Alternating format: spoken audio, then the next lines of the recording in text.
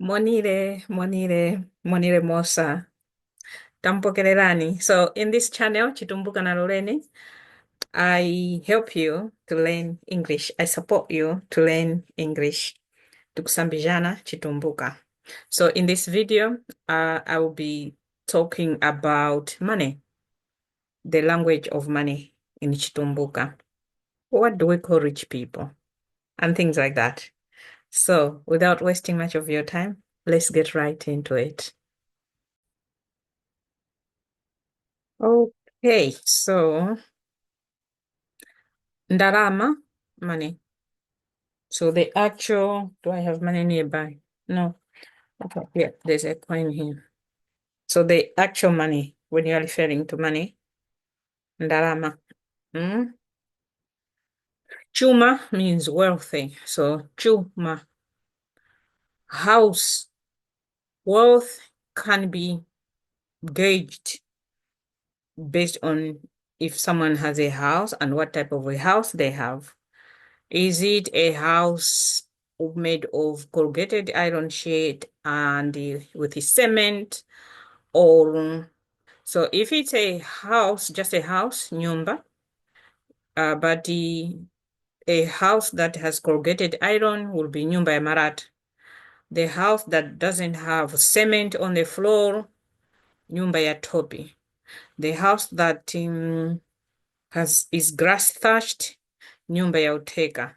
So a house can be a measure of someone's wealth. You will hear often, oh, kana nyumba za marata. It just means they live in houses made of iron sheets, kind of thing. Kukupuka, it's wealthy. Mm? Hey, barabara kukupuka. Oh, those people are wealthy. They are rich. So our money, we call them kwacha.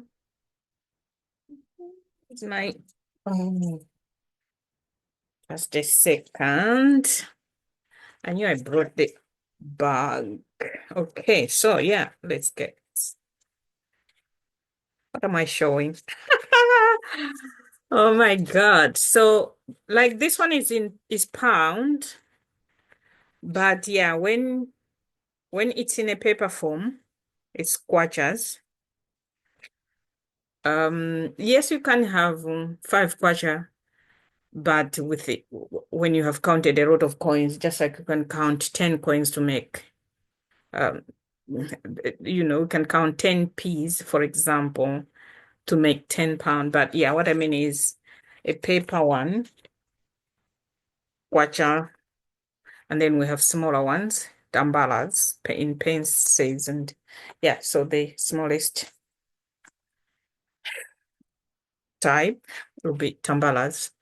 Otherwise, it's in kwachas. 100 tambalas make one kwacha, just like 100 pences or cents will make a pound or a dollar or something. Okay. Mkanda pachuma is the same, rich person.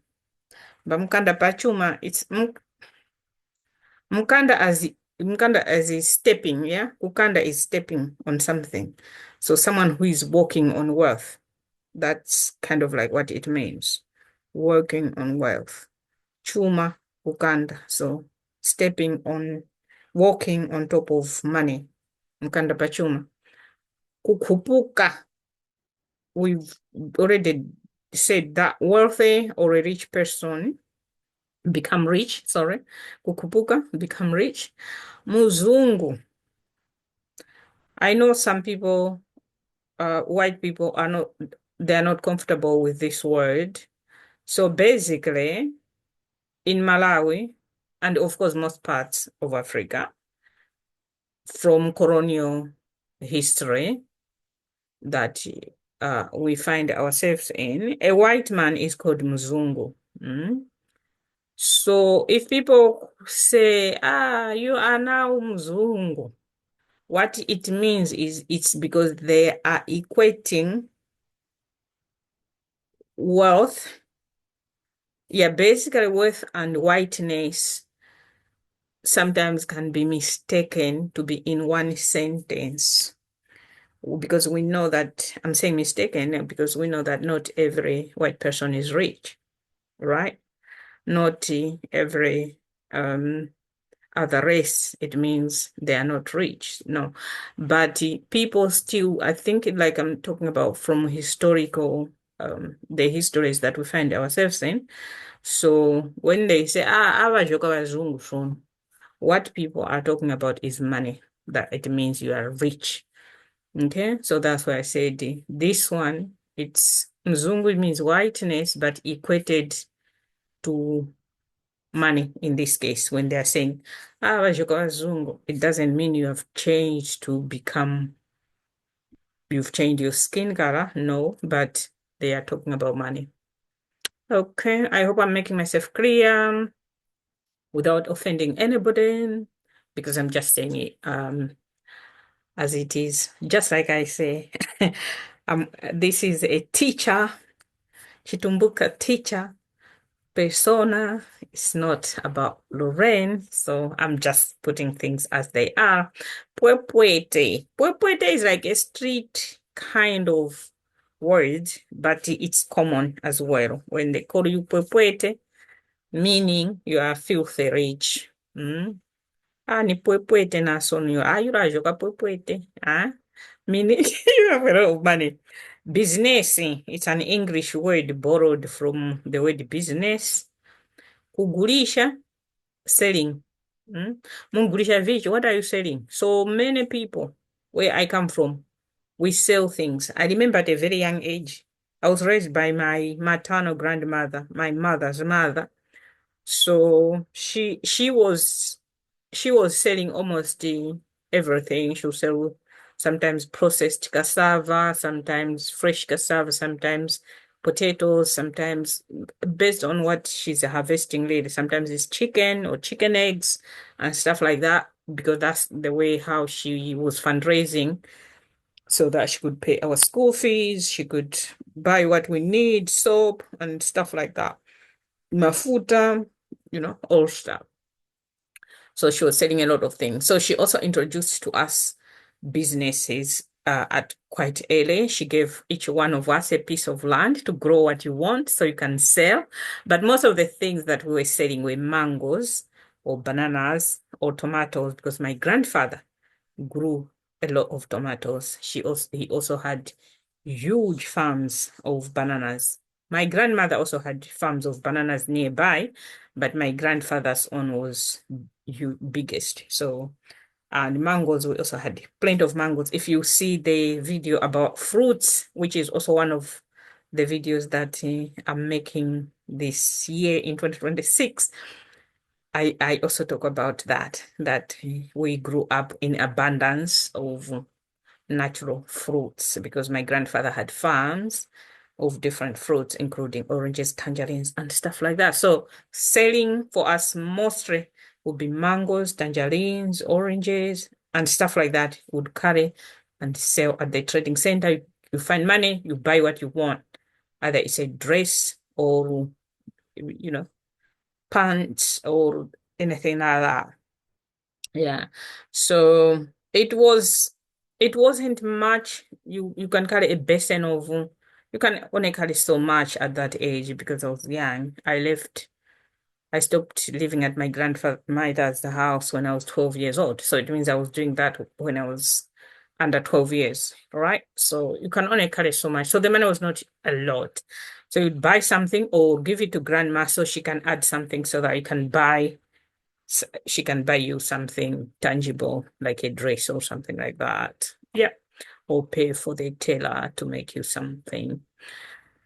Mungatimanya, when you hear someone say, Mungatimanya ise, you cannot recognize us. You cannot, it's because they are saying you've become so rich that you have forgotten where you are coming from, you know. Mungatimanya ise, no, no, no, no, you can't. It's not that you don't know them, not that you ever forget them. No, but what they mean is because now you are so rich you are even failing to recognize us because the difference now is big. Okay. Bonus. I don't know why I brought this, but I think sometimes it's also linked to money stuff. Bashera, we call it Bashera. So if someone, uh, for example, you bought something and you're saying, are you not giving me Bashera? Hmm? For example, if I sell two mangoes for £1, and then someone will say, yeah, I've bought from you. Are you not giving me a Bashera? Hmm? So sometimes it's the person who's selling offering you for free. Like, oh, Bashir, meaning here's extra one to say thank you, because you bought from me. Sitolo, store. So that's another borrowed word. Grocery, same. Borrowed English word. Grocery or gosari. Well, Zenga gosari, meaning he's built a grocer.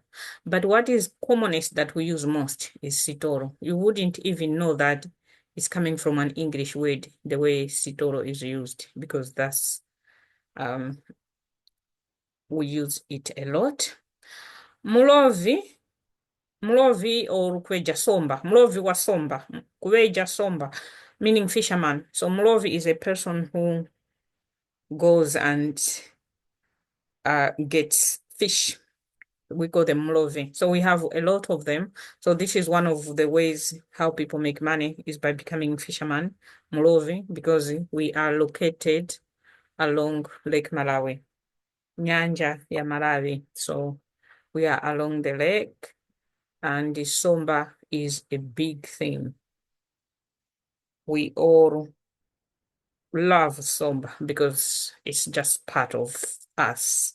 You cannot separate us and the fish. Basically where I come from, because we are from, yeah, along the lake shore. So fish is part of our life. Motorcycle, two. Two. I guess it's from the sun. Brr, brr, brr. Two. Farmer, mlimi. So mlimi wa vyakulia. Mlimi wa somba. Vyakulia is just food. A farmer for food. So there can be different types of mlimi. Mlimi wa somba, mlimi wa ngoma, mlimi wa this, mlimi wa that. Okay. Vigayo maize meal. So people who have, because this video is about money. So all these things I'm putting in here is because that's how we relate money to. Yes, we have muzungu as also, part of when we are describing money and wealth and stuff like that. But or even people who have cars, people who have a maize mill, or people who are farmers, like real farmers, we also associate with wealth. Motorcycle, it's also associated with wealth because we do not manufacture motorcycle in Malawi. So definitely it has to be someone who has some money. So what I'm talking about here, it's from where I come from. I'm not talking about the situations in the city. The city nowadays, people just live like anyone else from anywhere else in the world. I guess so, but there's always another side of life everywhere. So that's what we are also looking at here. Okay, so Mulovi is just fisherman. Mulovi wa somba, um, yeah, Mulovi can only mean Mulovi wa somba because it's only fish that you can fish. So a verb for Mulovi, the process of what the fisherman does would be kuloba, kuloba somba, kuweja somba.